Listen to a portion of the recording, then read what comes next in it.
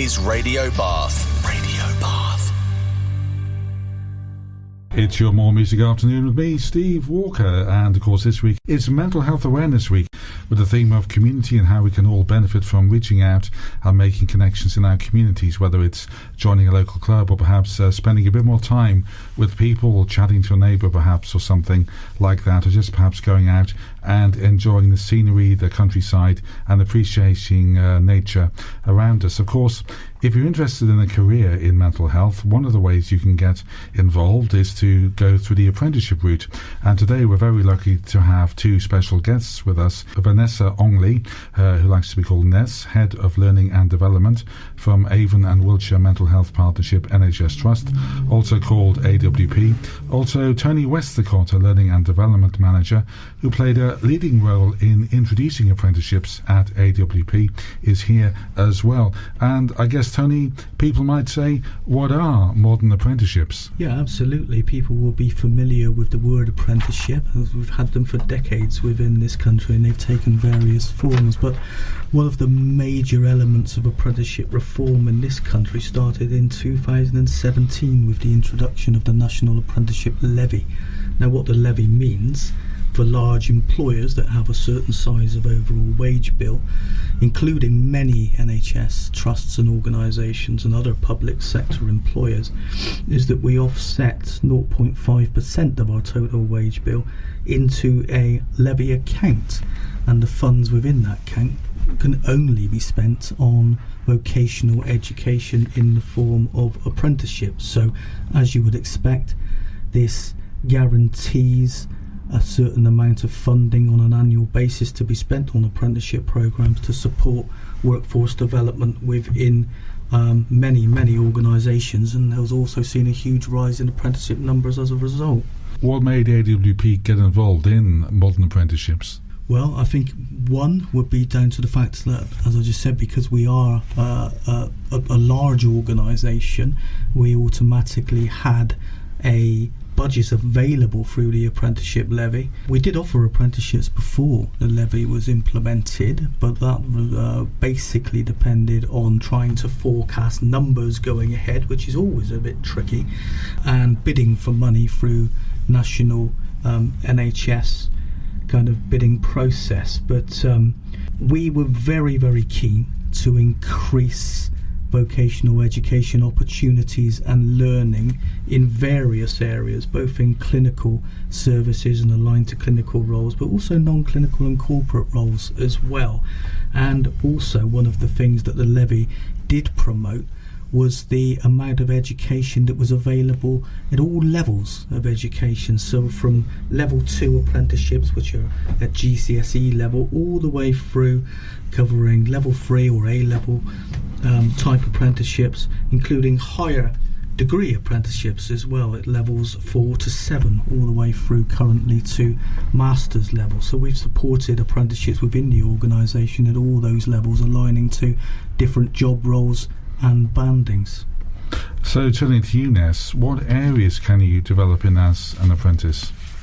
I mean, actually, the sky's the limit. There are 907 different apprenticeship standards. So, although we don't offer them all at AWP, because some of them are very different from healthcare professions, but they allow, obviously, practically any industry to be able to support an apprenticeship progression route for either new members of staff and young people, or existing members of staff. Actually, the sorts of things that people will learn on apprenticeships with us, for example, so from very basic personal skills like building on, work readiness skills, if you know what I mean, those sorts of things, to admin, IT skills, to technical skills that really are specialist. And we, in AWP, we offer a range of those. I suppose the majority of our apprenticeships will go into clinical mental health professions ultimately, or push you in, or put you in that direction, because that's the workforce we want and we need. And we find that we don't have a shortage of interest in that area. It is an area that fascinates people. We also see it as an opportunity for us to offer an open door or a step in to people who wouldn't normally perhaps be successful in going immediately into one of our normal posts. So it gives you a sort of a step up and into the NHS. And once you're in the NHS, there's all sorts of different directions that you can go in. So yeah, all sorts of different skills. The whole emphasis of an apprenticeship is that it's both theory and practice. So people, if you're the sort of individual who thinks, actually, I need to know why I'm learning that. I can remember learning lots of maths equations at school and thinking, why am I learning that? How's that going to be useful?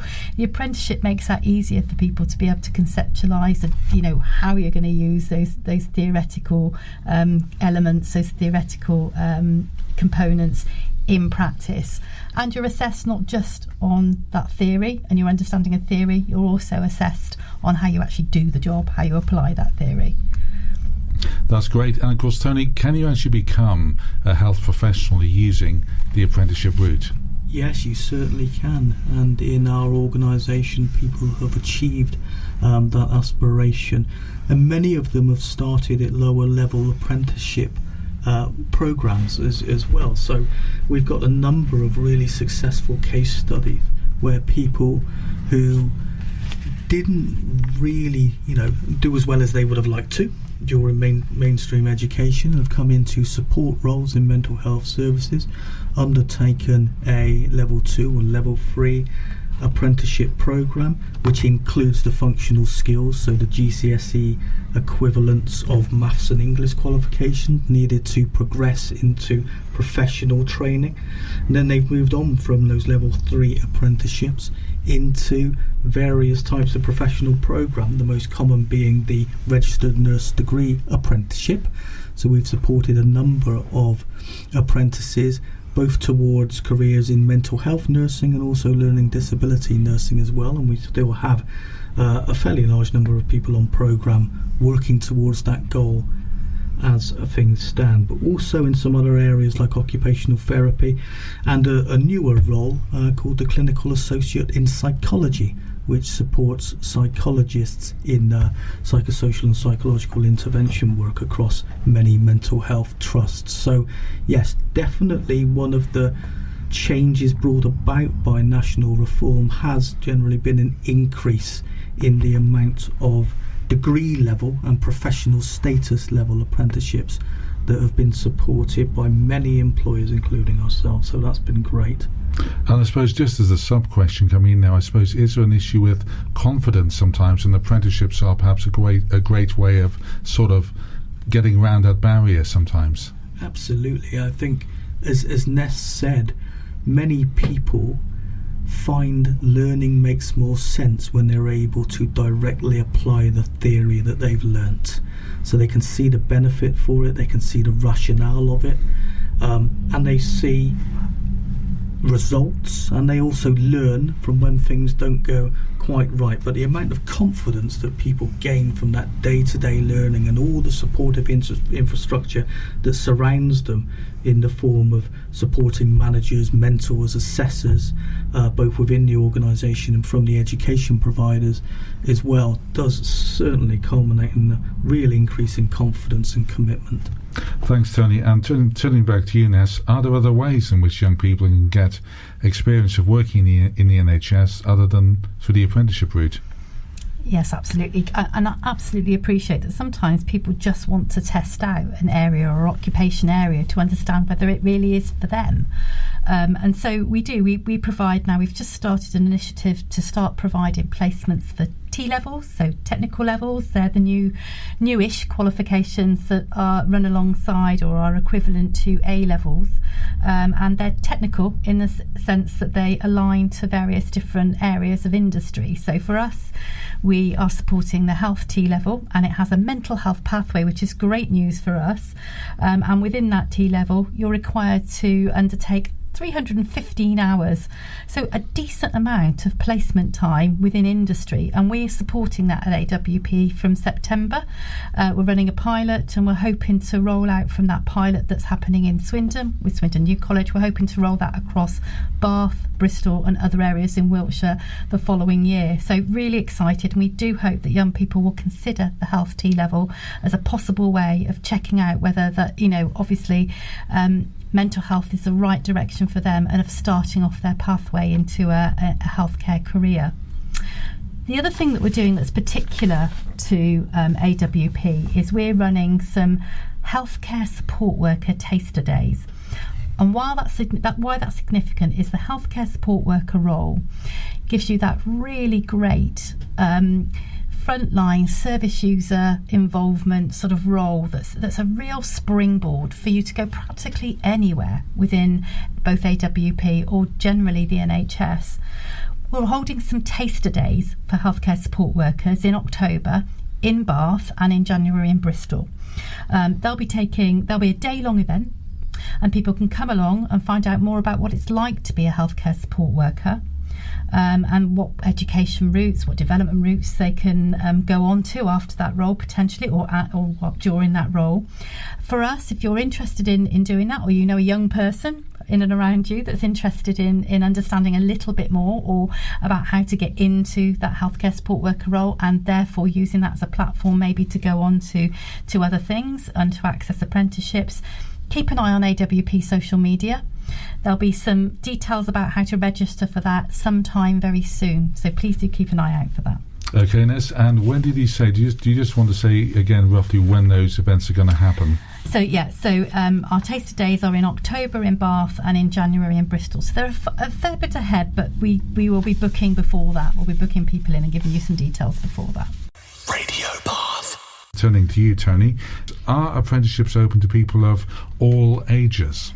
They certainly are, Stephen. Yes, again, there are some assumptions, I think, and myths when people hear the word apprentice or apprenticeship, that those programs are for young people or those leaving school. They certainly are for that group, but also for people of all ages. So to give you an example, within AWP, actually 50% of our apprentices who are currently on programme are over the age of 30, and we also have a large group, over 50 apprentices who are aged between 40 and 60 years of age, and we have people that have started, as I indicated earlier, at lower level apprenticeship programmes and progressed on to professional health registration programmes over the age of 40 and into their 50s, with the view to again having a decent career still as a registered health professional, whether it be a nurse or another profession. So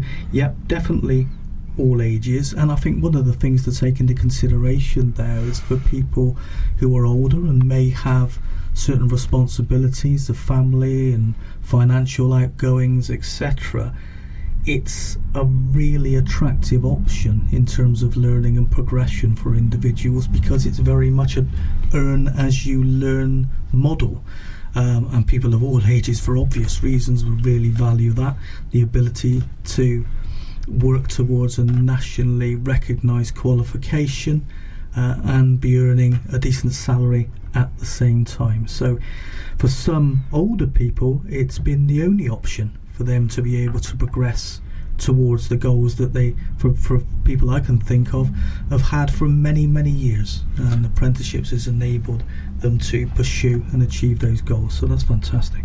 So I mean, if you're wanting to return to the workforce, I guess doing an apprenticeship, becoming, if you want to become a mental health nurse, for example, that might be an option if you're looking to return to the workforce, or you've got other experience that you feel might be relevant, that you can't afford to spend all that time not earning anything while you're learning.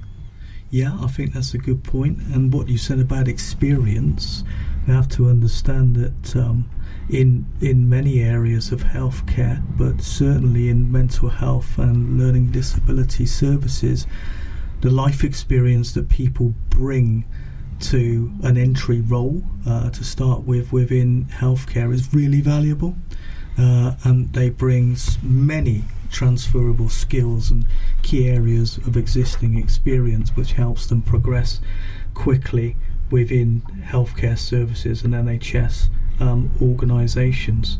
So, yeah, really good opportunity. But we've talked about older people. What about the value of using apprenticeships to train young people? That has a huge social value as well, doesn't it, on our communities? It certainly does. It gives opportunities for school leavers. And I think, and Ness has alluded to this, that there's a choice, isn't there, for when young people leave school to progress onto further education. Many young people will select A-levels. Many people may not be in a position to actually progress onto A-levels, or that kind of learning does not suit them. They want to offer something to their local community, people sitting in the heart of their community. And I'm thinking in mental health services, you have some young people that have supported family members and friends as carers with mental health problems, and they are really keen to come into a career with an organisation like AWP. So, and it keeps those individuals at the heart of their communities and offering services that support their local community members. So, yeah, really positive. Absolutely. So, what impact are apprenticeships having on mental health trusts like AWP? Well, I think there's some of the obvious impacts that you would assume. So because all of the programs are based on nationally recognised occupational standards and key areas of knowledge, skills and behaviours linked to certain roles, seeing people work towards and achieving those standards will offer a real benefit to services and assurance that people have been trained in a consistent manner. We've also seen, as we mentioned earlier, registered professionals training via the apprenticeship route. Many of those people, if I think about the mental health nurses that have trained via an apprenticeship, many of those have had quite a lot of experience working in mental health services. They then undertake their professional training and really hit the ground running when they graduate and come through the other end. And we've got a couple of case studies of people who, within a few years after the apprenticeship program was finished, worked towards clinical, management positions because of the amount of experience that they've had. Plus the professional qualification and everything that's brought. And also I would say, particularly as we were talking about earlier, the individual confidence is absolutely fantastic to see, watching people achieve the goals that they may have had for many years, not believing they were possible, but through support of through this vocational education route they get there and they become just really confident and very competent in what they're doing and grow many skills. And it also promotes, when these opportunities are available, a real interest for people, including young people, to think about working in mental health services as a possible career path. And that can only be good in terms of recruiting people into organisations and then subsequently retaining them as members of staff for many years afterwards. Thanks, Tony. And Ness, I guess for self-development opportunities, how can apprentices continue to develop at AWP once they're on that pathway? So we're really lucky. I mean, not only are they supported through the apprenticeship providers and through their employers, through Tony's team, and through the staff and the managers in the areas they're at and their assessors, but they're also supported by having access to a whole range of different training. Do you know, I did an audit this week, and we've got over 1,500 different in-house courses that we offer in AWP, so lots of training opportunities. We really do want our staff to be able to develop and to deliver an excellent quality of care. Now, we're very lucky in AWP. We've been able to retain our apprentices, so they go through their apprenticeships. When they get to the end of it, they've stayed with us in the majority, and that's great, because that's exactly what we want to happen. And so they give back to us, and we see that. However, for a lot of apprentices, that's not the end of the journey. Some it might be, but others it's not the end of the journey. there's another apprenticeship, a higher level one that perhaps that they can then embark on. And nursing is a good example of this. So you might come in as a healthcare support worker, then go on and do a nurse associate apprenticeship, then go on after that, once you've embedded that, and become a nurse. You can even go on post-registration as a nurse and become an advanced practitioner. So there's a big, long series of apprenticeships that you can access that take your career from entry level right up to that advanced sort of master's level education level. So apprenticeships are always there for people to access, and yes, that in-house ability. And like I said, once you're in the NHS, you've got your key to being able to go into, probably a circa 500 different areas and jobs and job roles that you can access. And so, yeah, it's not the end of the road for our apprentices if they don't want it to be. There's lots of opportunity to carry on developing. Well, I'm sure AWP has fair and open recruitment policies, but if you do want to find a role in a trust like a mental health trust like AWP, Tony and Ness, what would be the best option to try and find a role like an apprentice opportunity? So a couple of ways. One, mentioned earlier, the AWP social media channels, and particularly the taster days that Ness referred to earlier, which would be a kind of early way in, if you like, for people that would like to embark on a career, or perhaps haven't thought about a career before but would like to find out a bit more about what healthcare work involves. And that's in October and January, am I right? October and January. Are we right, Ness? October and January? That's it, we are. In Bath it's in October, and in Bristol it's in January. Thank you. So, of course, it's NHS jobs, a good way to... And, of course, NHS jobs, yeah, absolutely. And I think jobs will either be advertised, if we think about healthcare support worker roles, they're often advertised just as that, so you might not see the word apprenticeship along with that advertisement, but for people that don't already have vocational qualifications that align to those roles, those are available opportunities when they come into a healthcare support role in AWP. So they'll receive information and guidance when they come into role and signposted to what they need to do to access those opportunities. Okay, so Tony and Ness, thank you for coming in today to see us here at Radio Bath and sharing some information about modern apprenticeships.